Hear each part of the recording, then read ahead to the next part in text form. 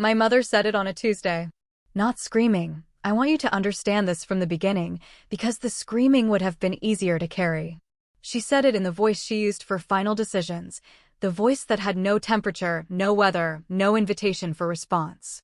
She stood in the doorway of my childhood bedroom on a Tuesday in October when I was 19 years old and 7 months pregnant, and she said, "You need to be out by Friday. No man is going to want you now. No man is going to claim that baby. You made your bed. My name is Celeste. I am 27 years old." On a Tuesday in October 8 years ago, I stood in the room where I had grown up, where I had learned to read, where I had kept my ribbons from the spelling bee in 5th grade, where I had dreamed the specific ambitious dreams of a girl who did not yet know how quickly a family could close its door, and I looked at my mother, and I understood that she meant every word. I had told them about the pregnancy at 6 months. I had told them late because I had needed the months before to understand what I was going to do and to make the decision for myself before anyone else's opinion could occupy the space where my own needed to be. The baby's father was a man named Solomon. I want to tell you about Solomon carefully, because the story of Solomon is the story that nobody in my family had the information to tell, and that I barely had the courage to believe myself. He was 24 years old. He was the son of a man I had not yet met.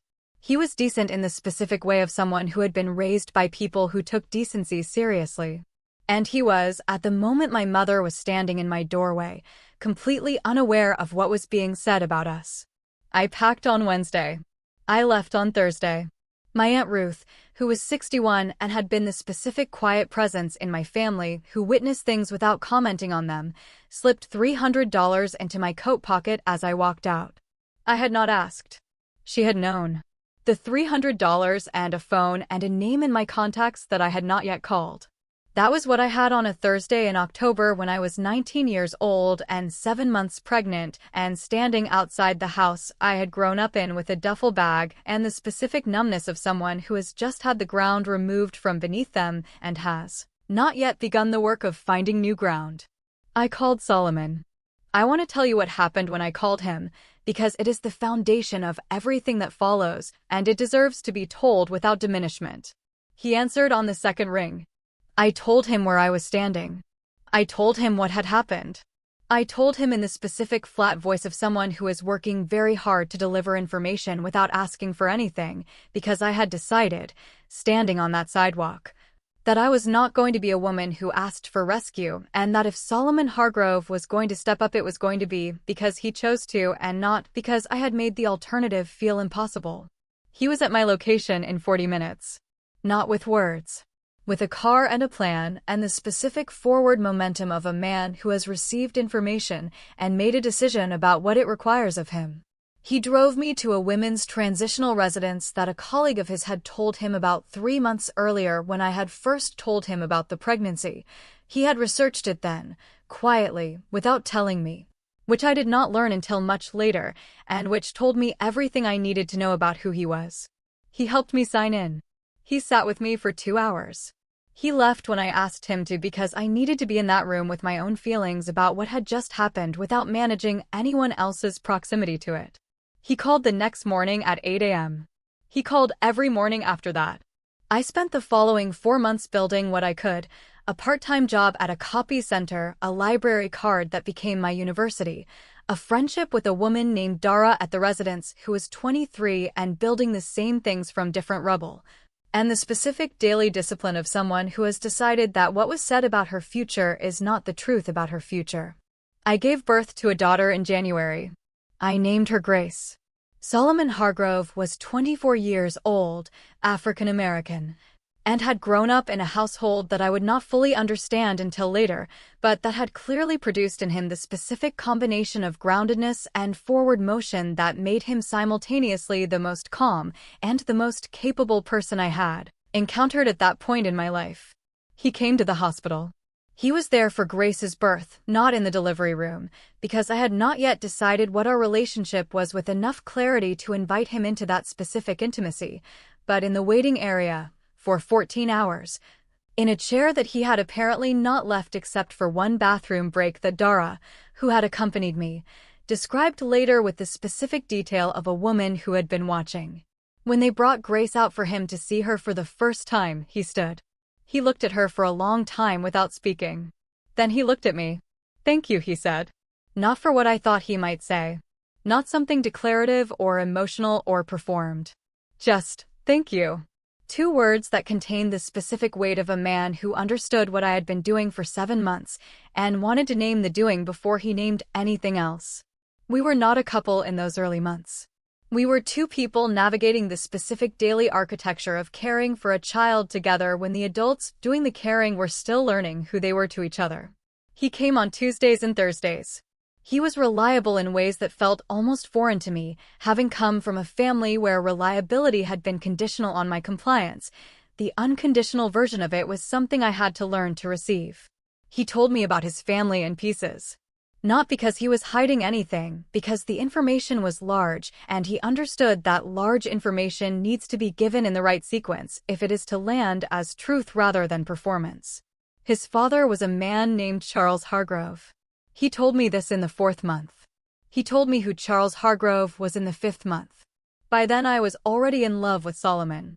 By then, the information about his father was something I received as context rather than as the thing itself. But it changed things. Solomon's father Charles was 61 years old. He had built a commercial construction company over 30 years that had become one of the largest minority-owned construction enterprises in the region. He had built it from a single contract and a pickup truck and 30 years of the specific unglamorous daily labor of a man who understood that the quality of any structure depends entirely on the quality of what was done before anyone could see it. He had also, Solomon told me in the 5th month, been asking about me since the 3rd. "Your father has been asking about me?" I said. "Since I told him about Grace," Solomon said. "He asks every time I see him." "What does he ask?" "Who you are," Solomon said. "What you're doing. What you want." I sat with this. "What do you tell him?" I said. "The truth," Solomon said. "That you're working and studying and raising Grace, and that you're the most determined person I've ever watched do all 3 at the same time." I looked at my daughter, who was 4 months old and asleep in the portable crib that Solomon had purchased and assembled in my room at the residence without being asked. "He wants to meet you," Solomon said. "I know," I said. "When you're ready," he said. I had met Charles Hargrove for the first time 6 months after Grace was born. He had come to a Sunday dinner at Solomon's apartment, a quiet gathering, deliberately small, because Solomon understood that the introduction of a large personality required a small room. Charles Hargrove was not what I expected. He was warm in the specific way of men who have built things with their hands, the warmth of someone who has worked alongside people for 30 years and has learned that the quality of any relationship, like the quality of any structure, depends entirely on what you put into it before anyone can see you doing it. He had looked at Grace the way Solomon had looked at her in the hospital. For a long time. Without speaking. Then he had looked at me. "Solomon told me what you did," he said. "When you had nobody. What you built." "I did what was necessary," I said. "Yes," he said. "That's the most important kind of doing." I need to tell you about Dara, because Dara is the part of this story that has nothing to do with the Hargroves and everything to do with why I became the person that the Hargroves found worth knowing. Dara Washington was 23 years old when I met her at the transitional residence. She was African American, from a city 3 hours south of mine, and had arrived at the residence with a 2-year-old son named Marcus and the specific focused energy of a woman who has processed her grief faster than most people would consider decent and has arrived on the other side of it ready to work. She was studying for her GED when I arrived. Within 2 weeks we were studying together. She had the particular quality of someone whose intelligence had been consistently underestimated by the institutions that had processed her and who had developed, in response, the specific self-directed discipline of someone who has stopped waiting for permission to learn. We studied every evening after the children were asleep. We covered the GED material in 4 months. I passed in March, Dara in April. The testing center gave us a small printed certificate. We sat in the parking lot afterward and ate the sandwiches she had made that morning, and I held Grace in my lap and Marcus sat in his car seat, and we did not make a big production of what we had just done, because the production was not the point. The point was the next thing. We both enrolled in community college in the fall. Financial aid. Pell Grants. The specific financial architecture of education designed for people who cannot afford the other kind. I studied business administration. Dara studied social work. She moved out of the residence in November into a small apartment 2 blocks away, and we continued to study together 3 evenings a week in her living room with the children doing what children do around the edges of serious adult effort. She was the person I called when Solomon first told me about his family. "What do you feel?" she said. "Scared," I said. "Of what specifically?" she said. "That I'm not enough," I said. "For that world." She looked at me. "Celeste," she said. "You built everything you have from nothing. What exactly is it that you think you're not enough of?" I did not have an answer. That was, I think, the answer. 2 years passed between the Thursday morning I left my family's house and the day Solomon asked me to marry him. I want to describe those 2 years accurately because they are the years that made the proposal meaningful rather than simply dramatic. The proposal would have been nothing without those 2 years. The 3 black SUVs would have been nothing without those 2 years.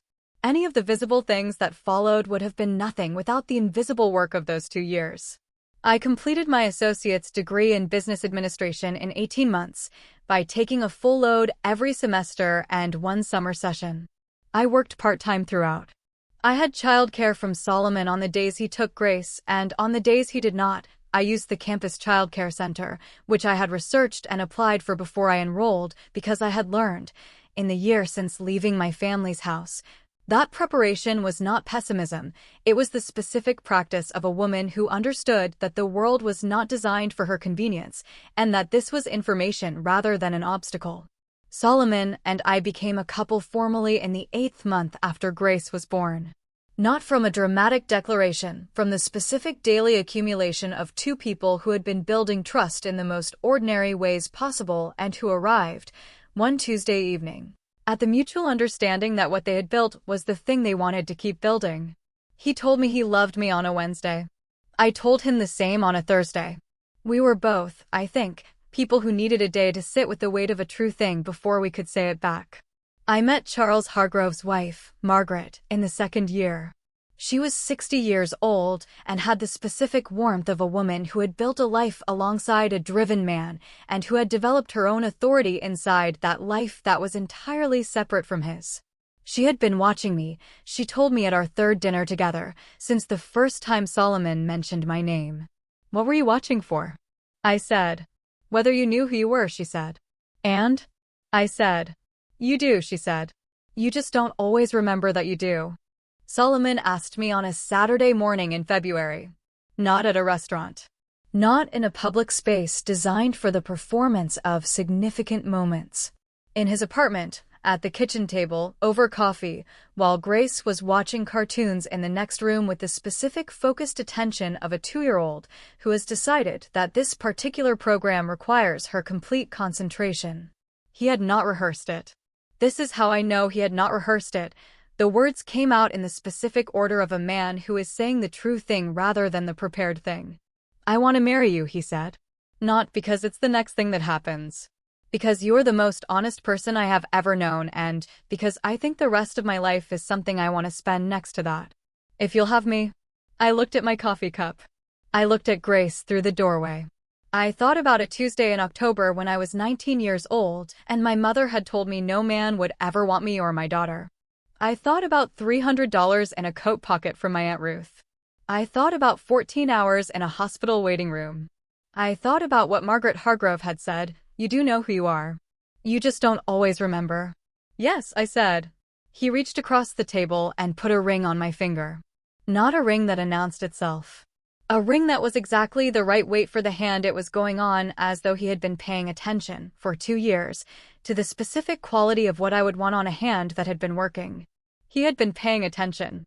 Grace came through the doorway. She looked at the ring. She looked at Solomon.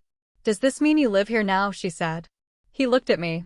We both laughed, the specific full laugh that arrives when something you have been working toward for a long time has finally arrived in the room. "We're going to talk about that," I said. "Okay," she said, and went back to her cartoons. The decision to tell my family was Solomon's. Not what to tell them, he left that entirely to me. The decision to go and how to go was his. I had told him everything about my family across 2 years of honest conversation. Not in a single session, in the specific incremental way that trust produces disclosure, each piece arriving when there was enough foundation beneath it to hold the weight. He knew about the Tuesday. About the specific voice my mother used for final decisions. About the coat pocket and the $300 and the duffel bag. He had been quiet when I told him about the Tuesday. Specifically, carefully quiet, the kind of quiet that is doing something rather than simply waiting. On the Saturday 3 weeks after the proposal, he came to pick me up in the first SUV. Charles was in the second.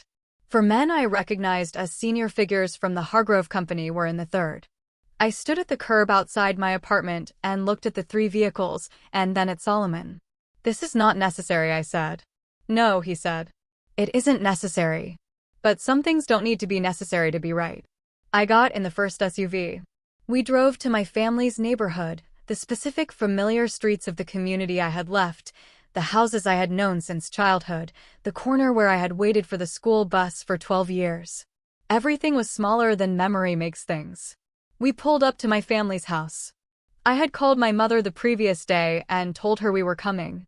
I had not told her why or who we were. She was on the porch.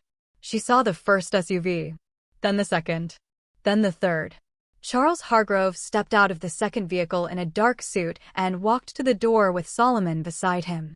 My mother had come down from the porch by then, and my father was behind her, and 2 of my aunts had appeared in the doorway. Charles introduced himself. He said he had come to ask formally for my hand. He said his son had chosen well. He said it in the simple, direct language of a man who understood that some things require witnesses. My mother looked at me. I looked back. I did not say anything. I did not need to. After Charles finished speaking and the formal part of the visit was complete, my Aunt Ruth came out of the house. She was 61 years old and had been the specific quiet presence in my family who witnessed things without commenting on them for as long as I could remember. She had slipped $300 into my coat pocket on the morning I left. She had never mentioned it since. She walked past everyone. She came directly to me. She took both my hands in hers. She looked at me for a long moment, the specific look of a woman who has been watching something for 8 years and is finally seeing it arrive at the place it was always going. "I knew," she said. "I know you knew," I said. "I always knew," she said. She was not talking about Solomon or Charles or the SUVs or the ring. She was talking about me. About who I had been at 19 with a duffel bag and a phone and a name in my contacts and the specific stubborn dignity of a girl who had not yet been told often enough by the right people that she was worth something, but who had decided to proceed as though she was anyway. I held her hands. "Thank you," I said. "For the $300.